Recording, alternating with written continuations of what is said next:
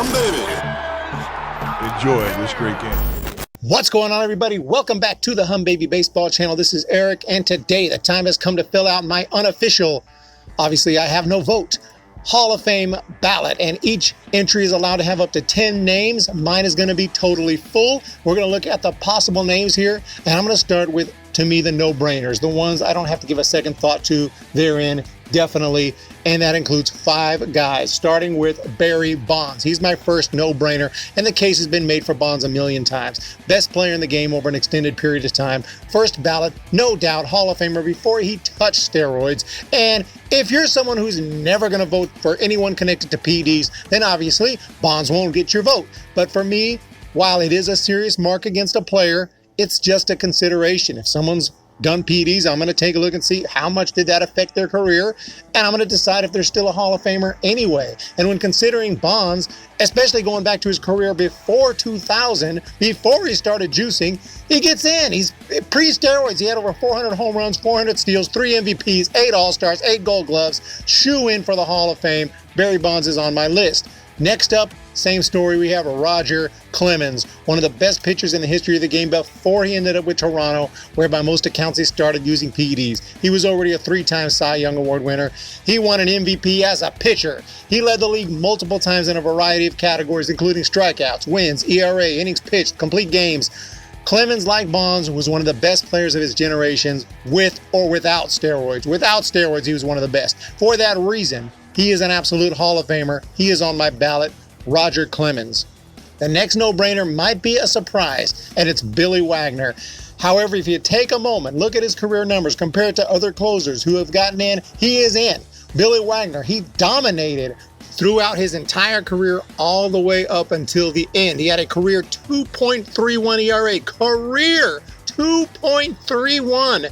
In 903 career innings, he gave up a mere 601 hits, yet struck out 1,196 batters. 7-time All-Star, 422 career saves. His regular season numbers stack up well with any of the relievers in the Hall of Fame, including Trevor Hoffman, even Mariano Rivera. In fact, Wagner has more strikeouts than Rivera, and an ERA just ever so slightly higher. His is 2.31, Rivera's 2.21. The only question mark for Wagner is his struggles in the postseason, where he only pitched 11.2 career postseason innings, compared to Rivera, who pitched 141. And I just don't believe he should be kept out of the Hall of Fame over a bad postseason career when his opportunities were limited, and he had a clear regular season Hall of Fame career, and that's the bulk of any player's career. Wagner was more than great. He is in. He's on my list. And next up, Omar Vizquel. I've been on the Omar Vizquel Hall of Fame train since he retired. He had a stellar defensive career, 11 Gold Gloves, and simply put, if Ozzie Smith is a first ballot no-brainer Hall of Famer, which he was, then Vizquel should certainly get in at some point. In fact, statistics show Vizquel was better than Smith in many categories. Starting with his bat, Vizquel had a higher batting average, more home runs, more RBIs, more runs scored, more hits than Ozzie. Defensively, he had a .985 fielding percentage compared to Smith's .978. He committed 183 errors in 24 years compared to 281 errors in a 19-year career for Smith. Not saying Ozzie Smith is not great, he is and was, but Vizquel is right there with him. Now, admittedly, some advanced stats like WAR indicate that Ozzie Smith helped his team a little more than Vizquel. But then again, when you compare it stat to stat, it just makes no sense that Ozzie Smith is a first-time shoe-in Hall of Famer and Vizquel can't even sniff it. What is going on? Vizquel is an absolute Hall of Famer, and he's on my ballot. And my last no-brainer, who I don't even have to think twice about, is Andruw Jones. How Jones is not getting more Hall of Fame support is beyond me. He was a 10-time Gold Glover and the premier defensive outfielder in the league for a decade. That alone should get him consideration from the defensive end of the spectrum. However, when you consider that he had 434 career home runs, including 51 in 2005 when he was second in the MVP voting, only losing to Albert Pujols in his prime, and he was a 5-time All-Star, the decision is obvious. Jones was a beast offensively and defensively in the league for a decade and is only being held out because he struggled with injuries and ineffectiveness during the last few years of his career. And if he retired in 2007, he's probably in. Jones also hit 10 postseason home runs, hitting 273. Bottom line is Jones was the best defender in the game for a long period of time, and he nearly hit 500 home runs. That's all you need to say. He almost hit 500 bombs, and he was a premier defender with 10 gold gloves. 10 gold gloves, 434 home runs. He is in. He's on my ballot. And those are 5 names I write in immediately. After that, I have to decide who else gets in. And some of the bigger names to consider: CURT SCHILLING, obviously, Scott Rowland, Gary Sheffield, Todd Helton, Jeff Kent, Sammy Sosa, Manny Ramirez, Bobby Abreu, Andy Pettit. Those are some of the big names to look at, and even some other guys I've looked into. I don't want to just leave off anyone just to leave them off. I try to look at everyone on the ballot. But unfortunately, of the new candidates, I don't think any of them are quite worthy of the Hall of Fame, although Tim Hudson is closer than I thought he'd be. So shout out to Tim Hudson. He had a heck of a career, and hopefully he'll get some votes. Can't quite put him on my ballot with only 10 names. You have Sosa, Ramirez, and Sheffield. They all have PED connections, like Bonds and Clemens. And like Bonds and Clemens, they have Hall of Fame career numbers. The problem is it's harder to determine whether they would have been Hall of Famers or not without that extra help. Additionally, I'll hesitate to vote for someone like Manny Ramirez, who is failing steroid tests, and also his character and integrity during his playing career. There's some question marks there, and I'll get into that shortly. What that means, the character and the integrity clause. What does that even mean? I think it applies mostly to their playing career, not to their career after they're retired. And I'll get more into that later. But for now, since there's only 5 slots left, I'm going to put those guys aside. I'm going to start with 3 more guys who are not so controversial, who I do feel deserve induction. And I'm going to put them on my ballot. And it starts with Todd Helton. Played for the same franchise his entire 17-year big league career, ended up with a .316 batting average, over 2,500 hits, led the league in hitting in 2000 with a ridiculous .372 batting average. If this dude played in the 50s, he would have been hitting over 400 consistently.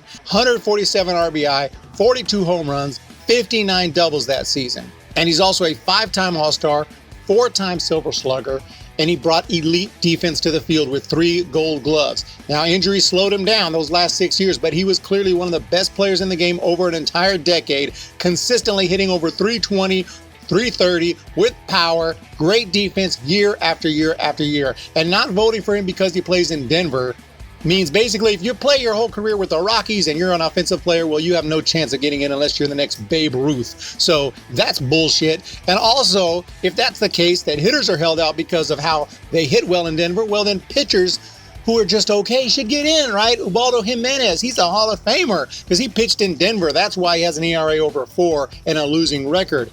David Need, yeah, he had a 5.06 ERA and a career losing record, but he pitched mostly in Colorado. He's a Hall of Famer. No, maybe you can take that stuff into account slightly, but really not much because that's where they play. Is it their fault they're in Denver? They're in Denver.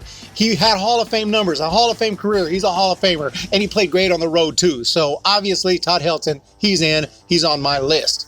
Next is an interesting case, former Giant Jeff Kent. For me, in addition to all the accolades I'm about to discuss with Kent, it's his 2000 MVP that puts it over the top. He has an MVP. A lot of voters are like, well, where's the MVP? I don't put that much stock into that, but if you want the MVP, Jeff Kent's got it. He was one of the best hitting second basemen of all time. 377 career home runs, 290 average to go with 5 All-Stars, 4 Silver Sluggers, and he not only has more home runs than Hall of Famer Ryne Sandberg, he has more than any other second baseman of all time. 4th most career doubles in the history of baseball. 560 doubles, more than Babe Ruth himself. He has 9 career postseason home runs, including 3 in the 2002 World Series. So even if you're not judging based on position, it's at least borderline, and I think he's in. But when you compare it to his peers, his fellow second basemen, it is a no-brainer. Jeff Kent is an absolute Hall of Famer, especially when you take that MVP into account that he won over his teammate, who you might have heard of, Barry Bonds. Jeff Kent is in. He's on my list. And my last, I'll call non-controversial selection, unless you just think he wasn't good enough to be in the Hall of Fame, that might be a controversy. But other than that, pretty clean, Scott Rowland. During his 17 years with the Phillies, Cardinals, Reds, and Blue Jays, he hit .281, over 2,000 hits, 316 bombs, and a WAR over 70. These numbers are impressive, but for Hall of Fame induction, even I'll admit he needs a little more. Good thing is he has it. 1997 Rookie of the Year and one of the best defensive third basemen in the game. 7 Gold Gloves, Silver Slugger, 7 All-Star selections, and he hit .421 with 3 doubles and a big fly during the 2006 World Series where he won a ring with the Cardinals. Rolen was great offensively, but like Fred McGriff and others who stayed clean, they get overshadowed by all the juicers. The Hall of Fame voters, they don't want to put in the juicers, but they don't want to put in the non-juicers because they weren't as good as the juicers. It makes no sense. He was overshadowed by these guys who were hitting all these home runs and driving in runs at a video game level pace. Meanwhile, he is solid year after year. He should be awarded for staying clean and being a great all-around player. Advanced stats show that he stacks up well with almost every third baseman already in the Hall of Fame. For these reasons, Scott Rolen gets my vote. I think he should be in, and he is the 8th guy on my list. So now that I've filled out my ballot with all my no-brainers and then 3 guys I had to think about, but I feel that they're worthy, it's time to evaluate the remaining names for the last 2 spots. After some more research, I've narrowed it down to 3 guys: CURT Schilling, Bobby Abreu, Andy Pettitte. I'm not going to vote Sammy Sosa because after I studied him very deeply, I feel like before 98, he was an average hitter at best with good pop. He didn't make consistent contact. He didn't walk enough. He didn't get on base. And even though he became an absolute beast for several years once he got some help, his career WAR is still not that great because of what I just talked about. I mean, he has a career WAR that's lower than guys I've mentioned like Todd Helton and Andruw Jones. Even newcomer to the ballot, Mark Burley, believe it or not, has a higher WAR on Baseball Reference than Sammy Sosa. So at the end of the day, I think that without steroids, Sosa would not be anywhere near the Hall of Fame. So therefore, I'm not going to vote him in.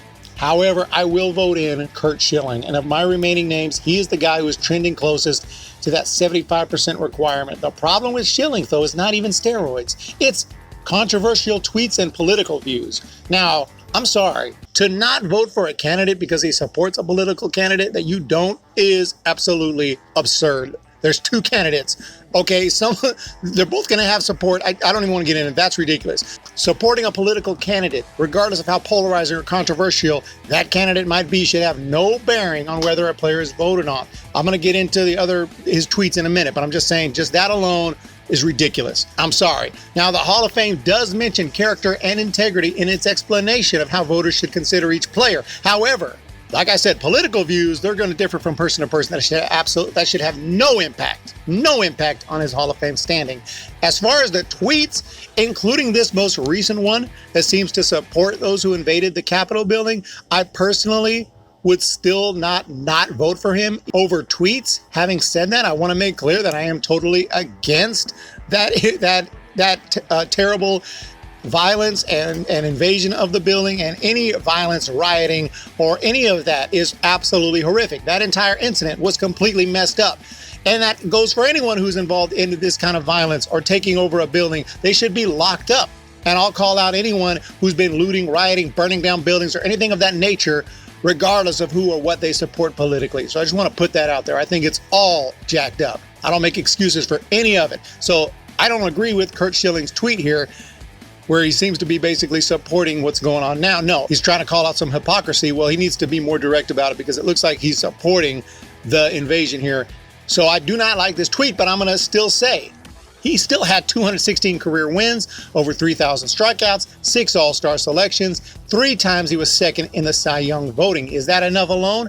I think it makes him a borderline case, but when you take into account his postseason career, which include 3 world championships, an 11-2 postseason record, 2.23 ERA, and a World Series and NLCS MVP, okay, now the decision becomes a lot easier. He should be in. He's just in. And I don't support all of his opinions and his tweets. You know what? Those are his tweets and his opinions. He's allowed to have those. And to me, that does not violate the character and integrity clause for the Hall of Fame, because I believe those apply to a player's career and how it affected their career. Were they a terrible teammate, causing major conflicts on the field because of their poor character or whatever? Were they cheating left and right, And yes, that's why I say steroids is a knock. It doesn't mean you're eliminated, but it is a knock on somebody. And you can see I'm not voting for a lot of the steroid guys, but I'm considering everything. And I'm going to get to that, especially in this last guy I'm going to talk about. But as for CURT Schilling, he's simply a Hall of Famer. I'm thinking of his playing career, and he's in. So, end of the day, Schilling's on my list. So now I have 2 more guys to consider. And the last two guys I'm thinking about for this last slot, and I don't have to use this last slot if I don't want to, but I'm thinking of, believe it or not, Bobby Abreu and Andy Pettitte. And believe it or not, Abreu was sneaky good during his career, and he was in contention for this last spot. Despite only 2 All-Stars and 1 Gold Glove, he was excellent over a long period of time, and he played during the height of the steroid era, and I consider that. If you're clean during the steroid era, yeah, your stats will be dwarfed. I consider that. He was second only to Barry Bonds in walks from 98 to 2004, and he ended his playing career with 1,476 walks, 2,470 hits, almost 2,500 hits, decent pop, 288 bombs, and it should be noted that every player who got on base more times than Bobby Abreu is either in the Hall of Fame or connected to steroids, with one exception, and that's Rusty Staub. All that said, he still has plenty of time on the ballot, so I'm going to leave him off because those just 2 All-Star teams. He was never a serious MVP candidate, and he was never really an impact player in the playoffs. It's so borderline. I want to vote him in, but for now, I'm going to hold off on Abreu. And that leaves Andy Pettitte, who does have a little PED connection. He only made 3 All-Star teams, 1 more than Abreu, but he never won a Cy Young. On the other hand, he was very straightforward about his use of HGH to help heal from an injury during 2002, and he was not, in my opinion, someone who was constantly juicing throughout his career. He seemed to be very honest and sincere when he apologized for doing what he did, even though at the time HGH wasn't actually banned in the MLB. But still, I don't think he was juicing throughout his career. I don't think so. So I believe the majority of his stats, including the 256 wins and a great, unbelievable postseason career that includes 5 world championships and an ALCS MVP. He is the game's all-time leader in playoff wins and innings pitched. He's 4th in strikeouts behind Kershaw, Verlander, and Smoltz. And he was always considered a great teammate and a great person. So as far as I'm concerned, he meets that character clause, whatever that is. Only Whitey Ford and Red Ruffing have more wins in a Yankee uniform than Andy Pettitte, and they're both in the Hall of Fame. All of that considered, I have 1 more slot, and I would like to and am going to put Andy Pettitte on my list. It's going to be a controversial pick, but you know what? This whole video is full of controversy, so who cares? I'm throwing Andy Pettitte on my list as my 10th guy. So there it goes. There is my Hall of Fame ballot. Let me know where you agree, where you disagree. And hopefully I haven't triggered anyone so they unsubscribe. If so, I'm going to consider that addition by subtraction, because if you are that pissed at me over my Hall of Fame ballot that you will unsubscribe, then please hit that unsubscribe button. So I want to thank everybody for joining me today. I hope you enjoyed the video. My ballot again: Barry Bonds, Roger Clemens, Billy Wagner, Omar Vizquel, Andruw Jones, Todd Helton, Jeff Kent, Scott Rowland, CURT SCHILLING, Andy Pettitte. So I hope you guys have a fantastic day. Hit that subscribe button, hit that thumbs up button. We're going to talk to you guys really soon. I appreciate your support, and we'll talk to you next time. See ya! When the Giants come to town, it's bye-bye, baby. Every time the chips are down, it's bye-bye, baby. History's in the making at Oracle Park.